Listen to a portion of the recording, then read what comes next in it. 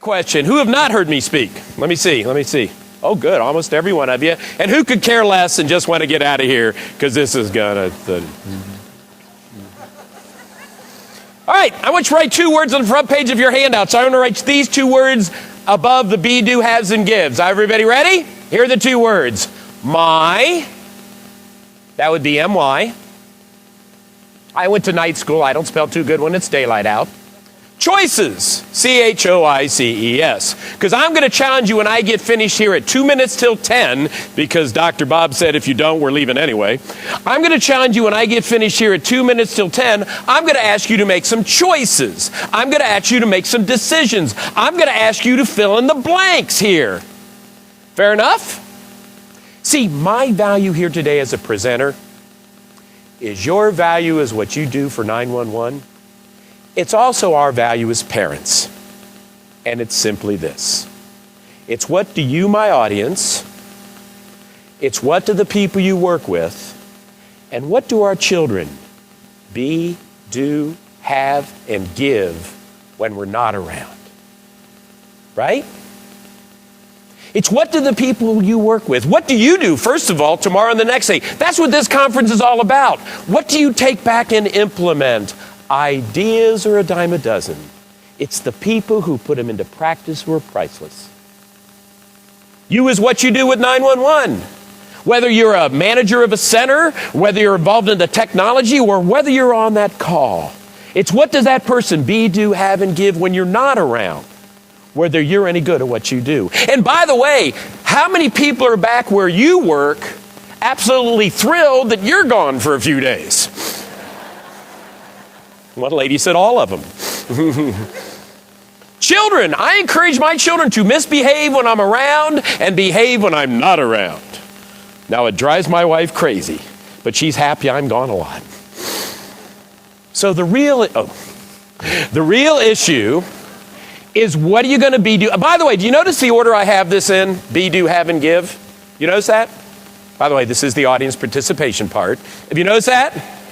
See, I believe we've been taught incorrectly. I believe we've been taught we have to do all this stuff so we can have all this stuff, so we can give, because you can't give what you don't have.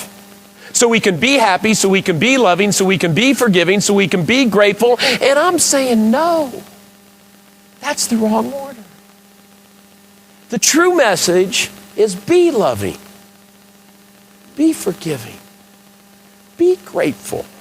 And you'll do the things that loving, forgiving people do, then you'll have what you're supposed to have, then you'll be able to give. Capiche? We're not human doings, we're human beings.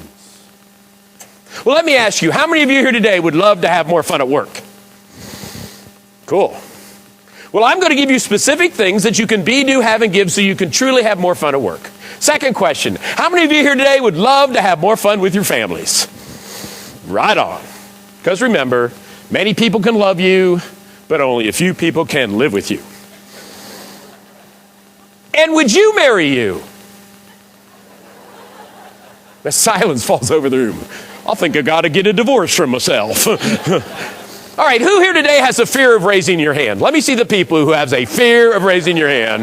All right, and how many of you here today would like to have more fun with yourself? Yeah. Well. And aren't we toughest on ourselves?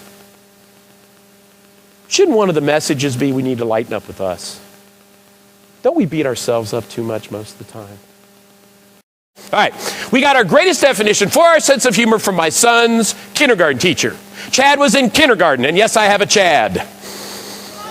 He's not a hanging Chad. He's not a dimpled Chad. He's not a ripped Chad. He's not a pregnant Chad. He's actually Baghdad Chad.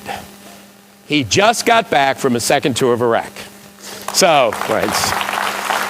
Yeah. By the way, if there's anybody here from Louisville Metro, he just took his PT test and he wants to be a policeman. So he did that on Saturday and passed. He said he got number 1 in everything they did. So if there is anybody here, we can use all the help we can get. All right? Well, Chad was in kindergarten. They're talking about your 5 senses. So Chad raised his hand. He said, what about your 6th sense? The teacher said, your 6th sense? And Chad said, yeah, your ability to read other people's minds. In the parent-teacher conference, I went, yes! A tear formed in my eye. I turned to my wife and I go, he can't clean his room, but he's got this one right. But she was a great teacher. She said, Chad, what about your seventh sense?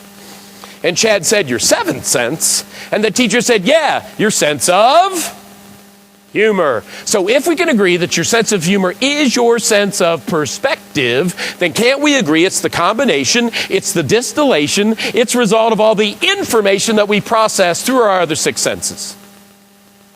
So literally, our sense of humor ends up being our attitude. And don't we see people with attitudes? To quote my great late friend, E. Larry Moles from Lima, Ohio, he said, I see people walking around looking like they were weaned on a pickle.